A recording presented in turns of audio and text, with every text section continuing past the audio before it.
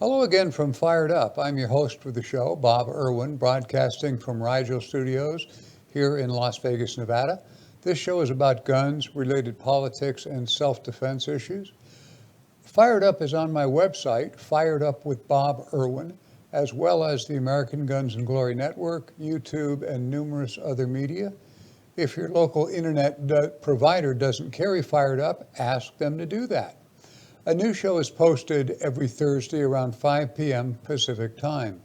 The audio is rebroadcast for radio listeners on Saturdays at noon on the Nevada Talk Network. You can check out KELY1230.com for the station in your area of Nevada. If you have questions or comments, send me an email to bob@firedupmail.com or leave a message on my office recorder. That's 702-257-1060. If you would like a call back, please leave your number. There are several hundred defensive uses of firearms each week in the United States, rarely truthfully or fully covered by news media. I always select a few for my listeners' information.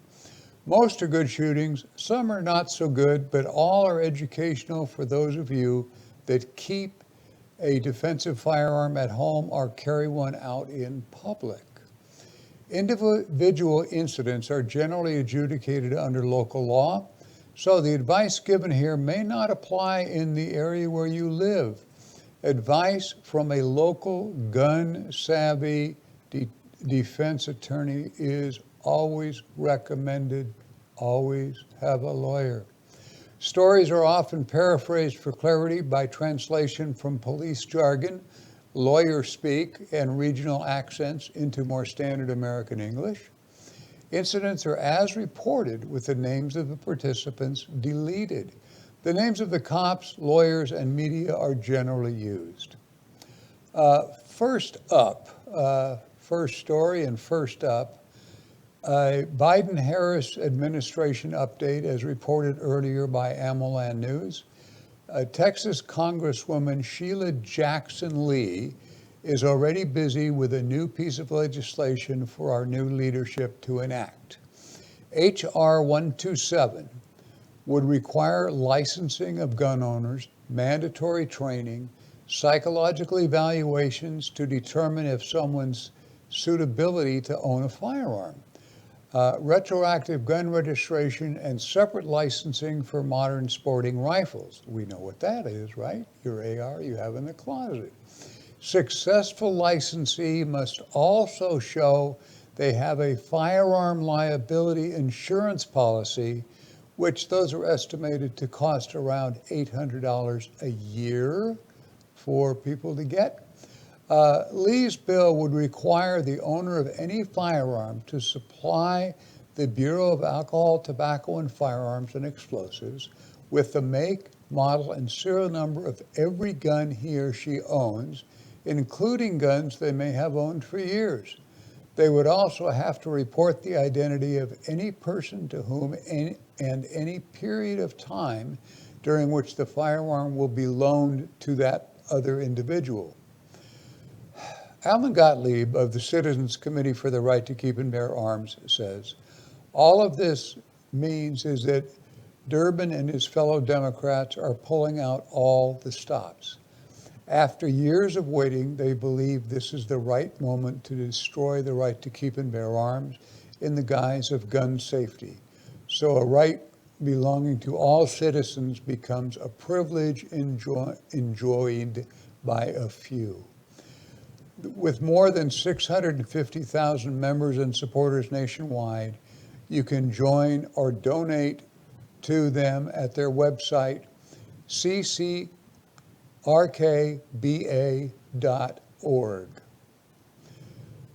Comments here, elections do have consequences. Those talking points work for both sides. If a pro-Second Amendment people will get behind like-minded candidates, starting now, we can flip the House of Representatives into a constitutional rights majority. That effort will be effective on the local level too. Our state legislature, county commission, and city governments who all can and do make regulations restricting firearms owners, as well as armed self-defense, can be flipped too. Voting for your rights is the key. Start today. Donate to conservatives that are running, or run for office yourself. Get involved in politics. Story number 2. The Reno Gazette Journal, a journalist named Kristen O, reports January 28, 2011 in Reno, Nevada. Police responded to a report of a shooting Wednesday a few minutes after 9 in the evening.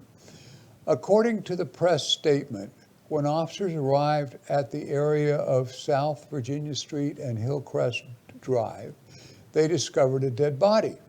The victim had been shot and no other people were near the crime scene. Several minutes later, someone contacted police saying he was involved in a shooting and had fled the scene. The identity of the person who called the police was not released. The name of the person who died was not released by Reno PD pending family notification. The robbery homicide unit responded to the call and the investigation is ongoing. Anyone with information regarding this incident is urged to call the Reno Police Department. Their number there is 775-334-2115, or you can call Secret Witness in their area at 322-4900. Comments on this. This is an odd case. Using a firearm in self-defense requires the common sense to call 911 and report the incident. This guy did that. That allows emergency medical services to respond and maybe save your opponent's life. Common sense does not require that you stay at the scene with a downed opponent, possibly still able to harm you. There also may be a few of his associates in the area considering revenge. It may even be reasonable to contact your attorney and have him call the police if the situation requires it. You need to contact the cops, obviously, but you're not required to stay at the scene. It's dangerous. Get out of the general area, then call. We're going to break here for a commercial from my latest book, available on Amazon Kindle. We will be right back. Don't go away.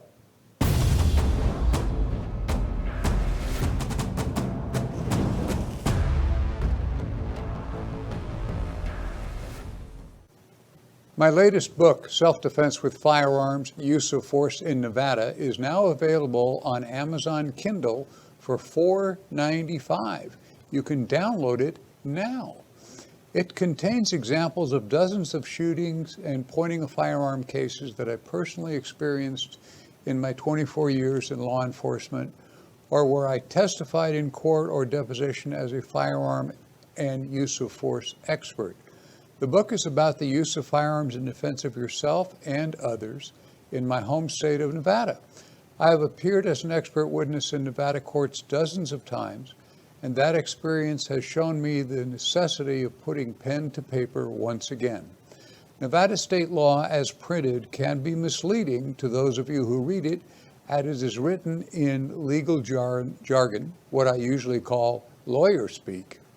These statutes are also bent or even broken by the courts in their everyday decisions that we generally call case law. Those are rulings that say this or that statute does not apply in a particular incident and similar cases. That causes the law you are depending on when you make a decision to use your firearm only partially or not apply at all to your actions. Relevant Nevada statute numbers are included here and there, so readers may look up current wording on the Nevada State website. Teaching firearms in 28 law enforcement academies, including cadets from 26 different Nevada agencies, personally instructing over 30,000 concealed firearm permit students and 20,000 private security officers, I've discovered a lot of commonalities in deadly force incidents. Less than 100 pages, this book offers advice that can save lives and costs of expensive defense lawyers to reduce your losses in the inevitable civil lawsuits that follow these incidents. Get a copy, learn how to avoid, prepare for, and react to life-threatening situations.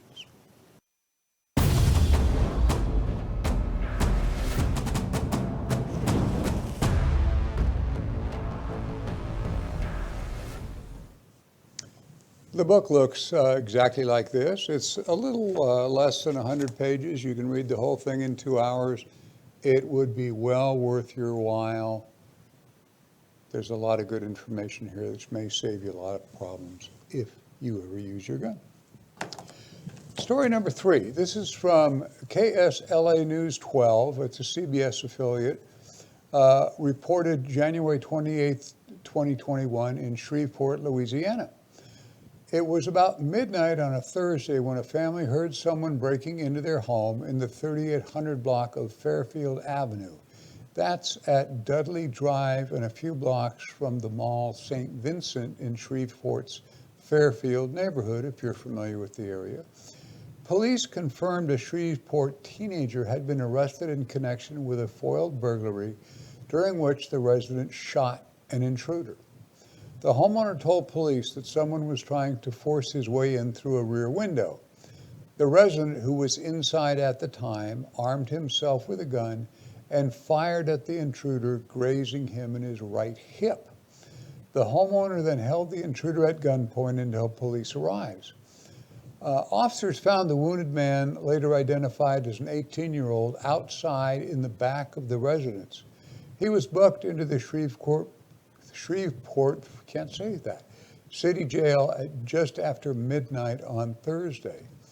The suspect then told officers that a local 21-year-old was with him during the burglary. Police found that suspect at his residence and took him into custody around 1 in the morning. Police Corporal Glenn Heckard said, upon reviewing the surveillance video, detectives were able to confirm that the 18-year-old suspect was attempting to break into the residence when he was shot. Initially, both the 18-year-old and the 21-year-old were charged. However, due to lack of evidence at this time, the charges were dropped against the 21-year-old. Records show the younger suspect remains in city jail, where he was booked on 1 count each of home invasion and escape. Neighbors told KSLA News 12 that such crime is becoming all too common and that many fear for the situation only getting worse unless more can be done. They blame job losses due to COVID-19 and economic fallout of businesses closing and jobs being lost. Comments here, obviously the evidence missing was the intent to commit a crime on the 21-year-old's part. Without intent, incidents are accidents or misadventures. Job losses due to COVID restrictions are certainly driving up crime rates all across the United States. Thousands of youngsters with no source of income still have to eat. Restricting firearms from the intended victims cannot solve the crime rate problem.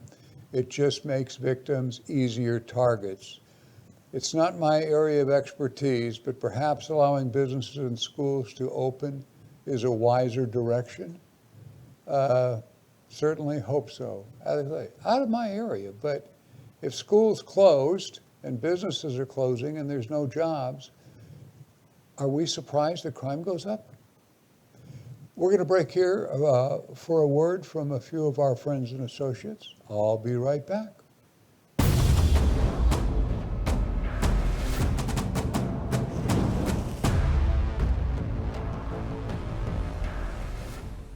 Freestyle Martial Arts, located at Jones and Russell here in Las Vegas. You can reach them at 702-551-9009. That's 702-551-9009. CCS Gunsmithing. Chris Eifelt, the man who does all the NRA help, he's at 2216 South Rainbow Boulevard near Sahara. He can be reached at 702-365-1732. Once again, 702-365-1732. Jerry Creed, a trust attorney. If you have a firearms trust or need one, this is your guy. You can reach Jerry at 702-806-7777. That is 702-806-7777. CCW Maggie is found all over the internet. You can reach her by phone at 702-375-5900. That's 702-375-5900. All sorts of firearms training, ladies only classes. She is the best of the best. Call CCW Maggie.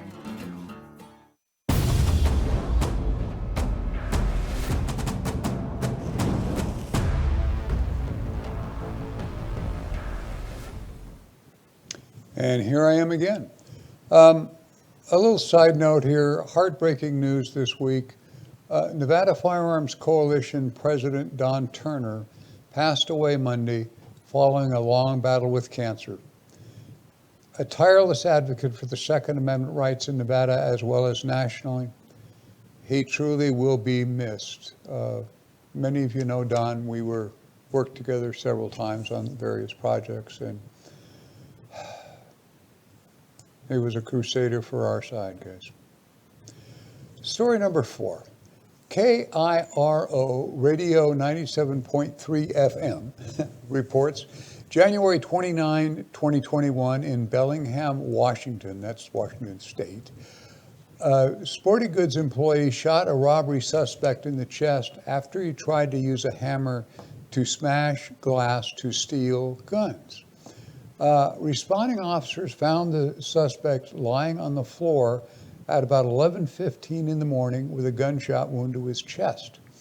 Officers say the suspect was warned several times to stop when the employee pulled out his concealed firearm and shot the suspect once. The employee told police he feared for his life. The would-be thief was detained by store employees before responding emergency crews took him to Harborview Medical Center for treatment. The employee was not injured in the robbery. Comments here, obviously this is clearly a justifiable self-defense shooting. There is no information as of this report as to the would-be robber's condition. The shooter did it right. Multiple, clear, and loud verbal warnings. The would-be robber chose to be shot rather than run away. Statistically, 95% of the time, the bad guys flee when warned. The other 5% of the criminals are the reason you train and practice with your firearm. That 5% does really stupid stuff, like not running away when they have a chance and getting themselves shot. Story 5. The St. Louis Post-Dispatch reported January 29, 2021, in Universal City, Missouri, police are investigating a fatal shooting that happened overnight after a homeowner said he shot an intruder. Police responded to the 7500 block of Liberty Avenue shortly after midnight when a homeowner called them about a shooting. When they arrived, they found a man dead in the detached garage. The homeowner told police he got into a fight with a burglar who refused to leave after the homeowner caught him in the garage.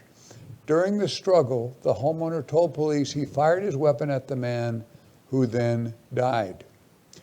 University City Police, as well as St. Louis County Prosecuting Attorney's Office, are investigating the shooting. Comments here, this may be tricky.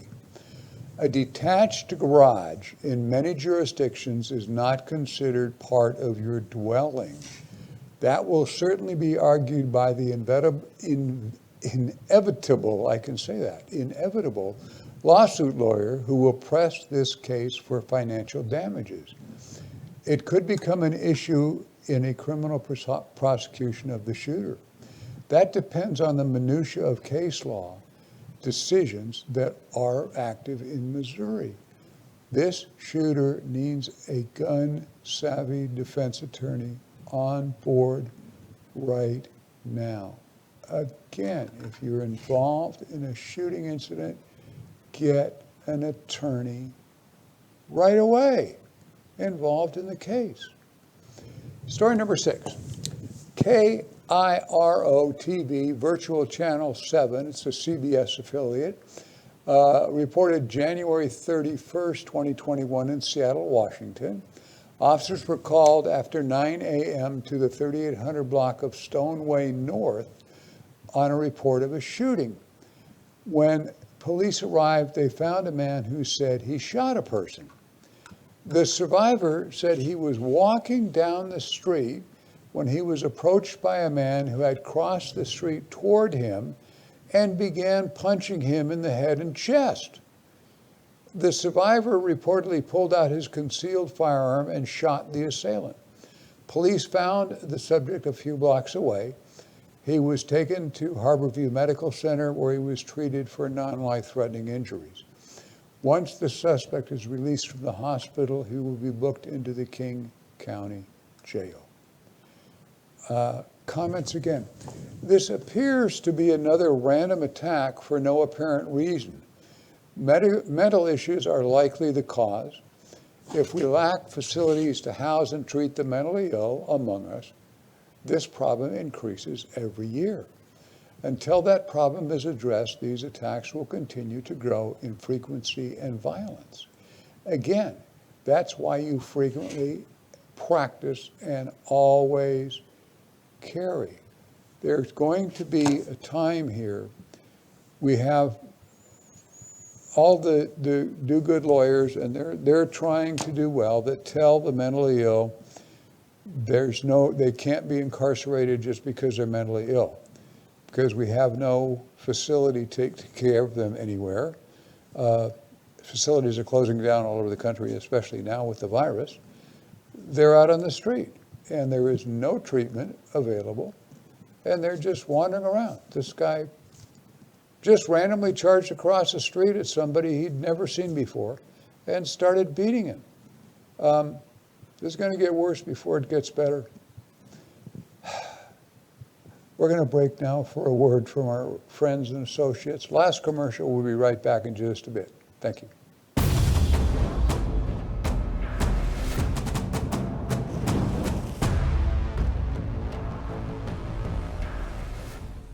Attorney Donald J. Green, a common guest of mine on Fired Up. He can be reached at 702-409-8239. He specializes in gun case litigation. He is your man. Don Green, 702-409-8239. And Battlefield Vegas, my new kind of home for this show. They're on Circus Drive, directly behind the Circus Hotel and Casino. You can find them there with CCW classes and an amazing place for gun rentals, everything you could possibly imagine. Check out, if you're in town as a tourist, check out battlefieldvegas.com.